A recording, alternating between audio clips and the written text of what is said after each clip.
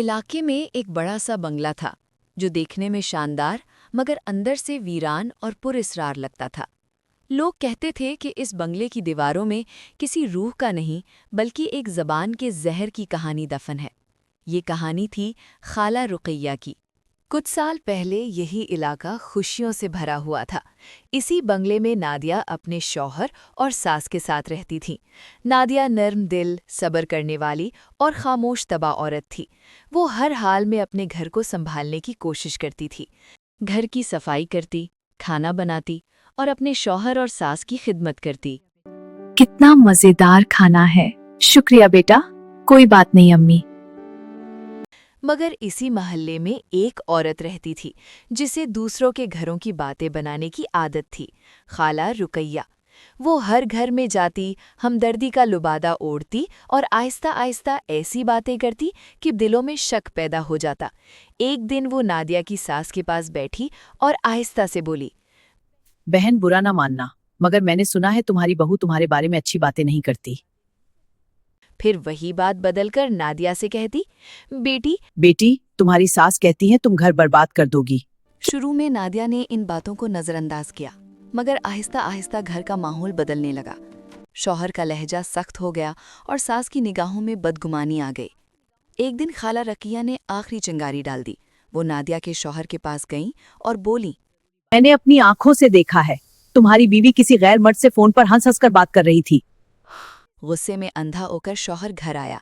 सफाइयाँ, कस्में, वजाहतें, कुछ भी काम न आया। उस रात शदीद झगड़ा हुआ। धक्कम पेल में नादिया पीछे गिरी और उसका सर दीवार से जा टकराया।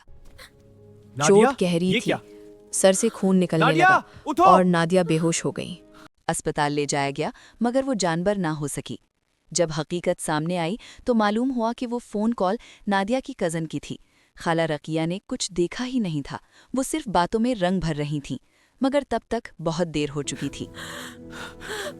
मैं तुम्हारे बिना कैसे जीऊंगा, मुझे माफ कर दो। मगर खाला रुकैया की ज़बान का जहर सिर्फ एक घर तक महदूद नहीं था।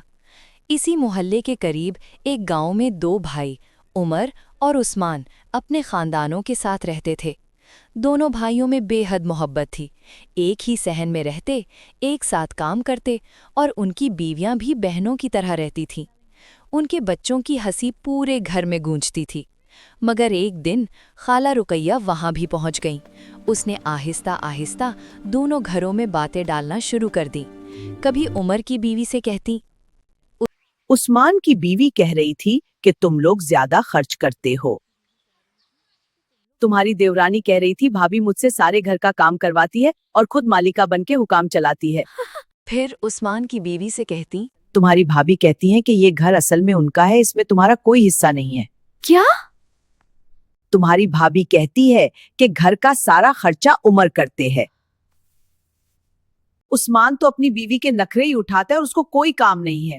क्या मैं तो बस घर संभालती हूँ। हाँ वही तो। आहिस्ता आहिस्ता दिलों में बदगुमानी बढ़ने लगी। पहले जहां हंसी मजाक था वहां खामोशी आने लगी। आखिर एक दिन बात इतनी बढ़ गई कि दोनों भाइयों में झगड़ा हो गया। बस करो, तुम बस करो, छोड़ दो उसे। ये मेरा घर है, नहीं मेरा। चंद दिनों बाद वही सहन जो बच्चों की हंसी से गूंजता था, एक दीवार से दो हिस्सों में तकसीम हो गया। जब लोगों को सच्चाई मालूम हुई तो सबको समझ आ गया कि इस आग के पीछे भी खाला रुकैया की बातें थीं। अल्लाह की कसम मैंने कुछ नहीं किया, मुझ पे इल्जाम लगा रहे सारे। मगर उसकी जबान का जहर यहाँ भी नहीं रुका। उसी मोहल्ले में आसिया नाम की एक बेवा औरत रहती थी। उसके दो छोटे बच्चे थे और वो उनके लिए मेहनत करके हलाल रिस्क कमाती थी। सुबह दफ्तर जाती और शाम को थकी हारी वापस आती। मगर खाला रुकैया ने उसके बारे में भी अफवाहें फैलाना शुरू कर दी। वो लोगों से कहती, बेवा औरत को इतनी क्या मजबूरी है काम करने की? मुझे तो लगता है अपने शौक पूरे करने जाती है। क्या? ऐसा क्यों लगता है? ये बातें आहिस्ता आहिस्ता पूरे मोहल्ले में फैल गई। लोग आसिया से कतराने लगे। मगर आसिया ने हिम्मत नहीं हारी। वो खामोशी से अपनी मेहनत करती रही और अल्लाह से दुआ करती रही। कुछ अरसे बाद हकीकत सामने आई। जिस दफ्तर में आसिया काम करती थी, वहां के लोगों ने गवाही दी, आसिया एक शरीफ खातून है। शुक्रिया। उनकी मेहनत और सच्चाई सब पे आफजी है। बिल्कुल सही एवरीवन। लोगों को अपनी गलती का एहसास हुआ और तब सबकी नज़रें एक ही तरफ उठीं, खाला रुकैया की तरफ।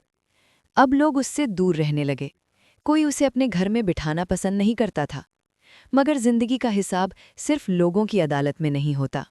एक दिन खाला रुकैया सड़क पार कर रही थी कि अचानक एक तेज़ रफ्तार गाड़ी ने उसे टक्कर मार दी। हादसा बहुत शदीद था। वो जिंदा तो बच गईं, मगर हमेशा के लिए माजूर हो गईं। अब वो ना ठीक से चल सकती थीं और ना किसी के घर जा सकती थीं।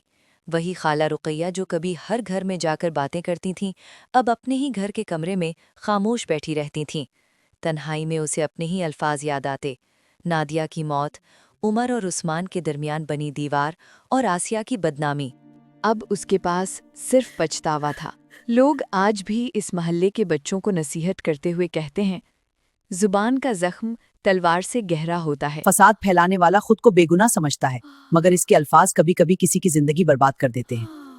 क्योंकि कत्ल सिर्फ हाथों से नहीं होता, बाज़ औक़ात एक झूठी बात भी कातिल बन जाती है। ज़बान का जख्म तलवार से गहरा होता है, जख्म भर जाता है लेकिन लफ्जों का जख्म नहीं भरता। किसी पे इल्जाम लगाने से पहले अपने अंजाम का सोच लो, क्योंकि अल्लाह बेहतर इंसाफ करने वाला है। कहानी पसंद आई है तो मेरे YouTube चैनल बच्चों की दुनिया को लाइक, शेयर और सब्सक्राइब करें। शुक्रिया।